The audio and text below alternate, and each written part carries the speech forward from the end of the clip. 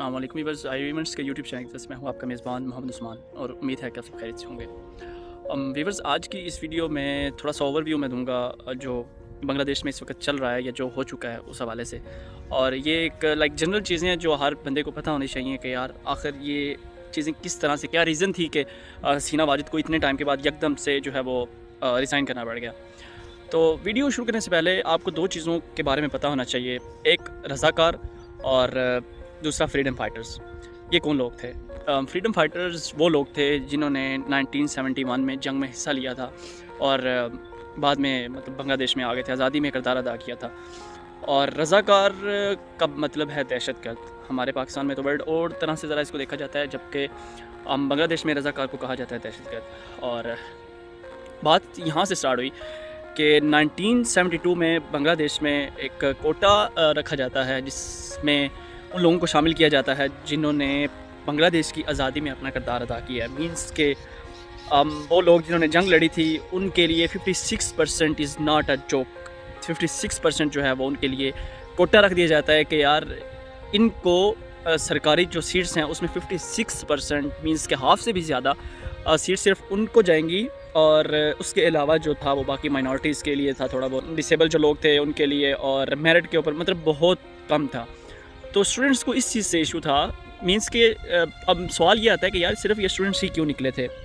देखें, यूनिवर्सिटी से जब आप फ्री होते हो, जब आप डिग्री हासिल करते हो, तो एक वही बंदा होता है, एक वही शख्स होता है जिसको जॉब चाहिए होती है, जो अपना फ्यूचर थोड़ा सा देख रहा होता है। जिसने कुछ पढ़ा नहीं है तो उसका कोटे से कुछ लेना देना है नहीं।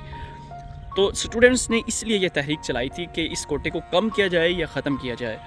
तो होता क्या है कि 1972 के बाद थोड़ा सा टाइम गुजरा तो फिर इसमें थोड़ी सी एडिशन होती है इस कोटे में। और पहले उन लोगों के लिए था, फिर उनके बच्चों के लिए हो गया।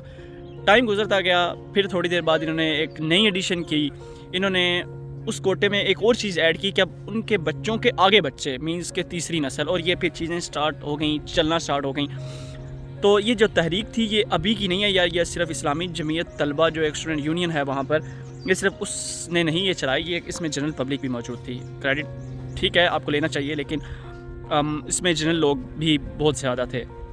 तो अब क्या होता है कि मैं आपको फ्रीडम फाइटर्स के साथ साथ आपको बताता चलूँ कि रज़ाकार कौन थे जिन्होंने पाकिस्तान की हेल्प की थी आज़ादी के बाद बांग्लादेश में रहते हुए। और फिर उनके अगेंस्ट उस वक़्त से ही इन्होंने केसेस चलना स्टार्ट हो गए थे, इनके ख़िलाफ़ जो है वो इंक्वायरियाँ स्टार्ट हो गई थी कि कौन कौन लोग थे। फिर अभी 2022 तक इवन के कुछ लोगों को जो है वो सज़ाए मौत दी गई।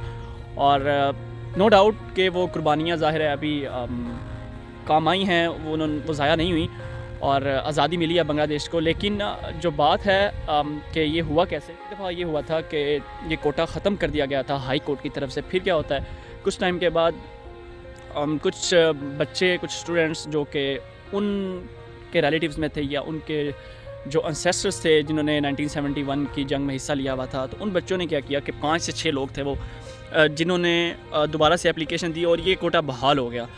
जिसके बाद स्टूडेंट्स बहुत ज़्यादा तादाद में बाहर निकले। अब जब स्टूडेंट्स बाहर निकले तो हसीना वाजिद ने क्या किया कि हसीना वाजिद ने कहा कि हम इनके ख़िलाफ़ जो कुछ हो सकेगा हम इनको करेंगे, और ये रज़ाकार हैं, ये बांग्लादेश के लोग नहीं हैं, ये रज़ाकार हैं। जिसकी वजह से जो मुज़ाहरे हैं वो बहुत ज़्यादा बढ़ गए।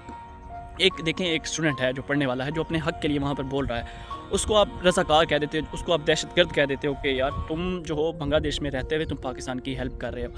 और जिसके बाद जो है वो स्टूडेंट्स में थोड़ा सा और ज़्यादा गम गुस्सा आ जाता है कि यार देखें, हमें हमारा हक़ देने की बजाय हम अपना हक़ मांग रहे हैं और ये आगे से हमें इस ना कर रहे हैं। स्टूडेंट्स बाहर निकलते हैं तो उसके बाद उनके ऊपर बांग्लादेश जो पुलिस थी, आर्मी थी, हुकूमत की तरफ से उनको एक्टिव किया जाता है कि इनको रोका जाए, और जैसे भी हो इनको रोका जाए। उसके बाद क्या होता है कि सबसे पहले हेलीकॉप्टर से स्टूडेंट्स के ऊपर फायरिंग होती है। उसके बाद फिर ज़मीनी मींस के उनको रुकावटें काफ़ी ज़्यादा, आर्मी जगह जगह बिठा दी गई, पुलिस बिठा दी गई। इस मामले में, इस सारे सिलसिले में 300 से ज़ायद लोग जो हैं उनको उनकी अमवात होती हैं। और ये देखिएगा कि आज़ादियाँ इस तरह से हासिल नहीं होती। और ये बांग्लादेश आपके सामने बहुत बड़ी एग्जांपल है कि बच्चे से बच्चा लेकर, इवन छोटा बच्चा वहाँ से लेकर बूढ़े तक हर बंदे ने अपना किरदार अदा किया। पुलिस के सामने बोलना पड़ा है, पुलिस को धक्के देने पड़े हैं, आर्मी को धक्का देने पड़े हैं, तो उन्होंने ये दिए हैं। और ये इसके बाद ही, इस तरह के स्टेप्स लेने के बाद ही आज़ादियाँ मिलती हैं। आज़ादी लेना कोई आसान काम नहीं है। तो उन्होंने जानें दी हैं, जानें देने के बाद ही उनको आज़ादी मिली है। अब देखें किस तरह से वो लोग निकले थे। उनका जो नारा था वो यही था कि मैं कौन तुम कौन, रज़ाकार रज़ाकार। अब जब हसीना वाजिद ने उनको इस तरह से कहा तो फिर उनके जो नारेबाजी थी वो भी चेंज हो गई, और इस तरह से चीज़ें बिगड़ती गईं। और एंड पे क्या होता है कि एक दफ़ा मुकम्मल तौर पर हर चीज़, social media, each and everything मुकम्मल तौर पर बंद कर दिया गया था।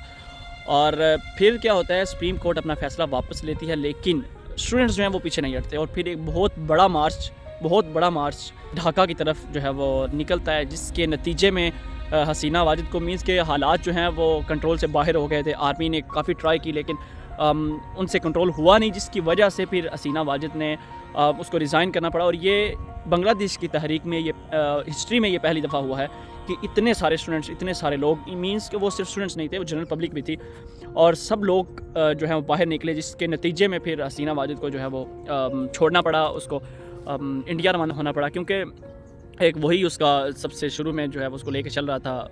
बांग्लादेश में इस वक्त अगर आप देखें तो मेजॉरिटी जो है वो इंडियंस की है, मींस के जो पॉलिटिक्स में है, जो सरकारी जितनी भी सीट्स हैं वो इस वक्त इंडियंस के पास हैं। तो अगर आप किसी भी बांग्लादेशी से पूछ रहे हैं, वो यही कहेगा कि यार पहले मींस के हर एक बंदे का अपना पॉइंट ऑफ व्यू है, लेकिन मैंने बांग्लादेशियों से पूछा, वो मोस्टली ये कहते हैं कि यार हसीना वाजिद ठीक थी, उसने इकॉनमी में नो डाउट बहुत अपना काम किया, उसने डेवलपमेंट में, बांग्लादेश की डेवलपमेंट में बहुत मेहनत की है। इवन आप अगर इसकी थोड़ी सी हिस्ट्री देखें तो बांग्लादेश ऐसी जगह है जहाँ पर हर चौथे पाँचवें साल जो है वो बहुत बड़ा सैलाब आता है, बहुत तूफ़ान आते हैं, और अभी रिसेंटली भी आया हुआ था।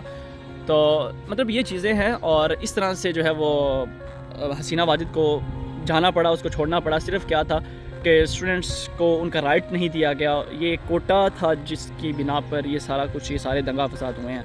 और इसमें अभी इस वक्त जो है वो जब उनको कहा गया था कि आप रज़ाकार हैं, तो वो स्टूडेंट्स कह रहे थे कि यार हमें अगर रज़ाकार कहा जाए तो हम क्यों नहीं, खुलेआम क्यों नहीं। तो फिर वहाँ पर पाकिस्तान के भी काफ़ी नारे लगाए गए पाकिस्तान के हक़ में, और पाकिस्तान से भी बहुत ज़्यादा लोगों ने जो है उनको कहा कि यार आप बहुत अच्छा काम कर रहे हैं, मीन्स के उनको थोड़ा सा इंकरेज किया गया।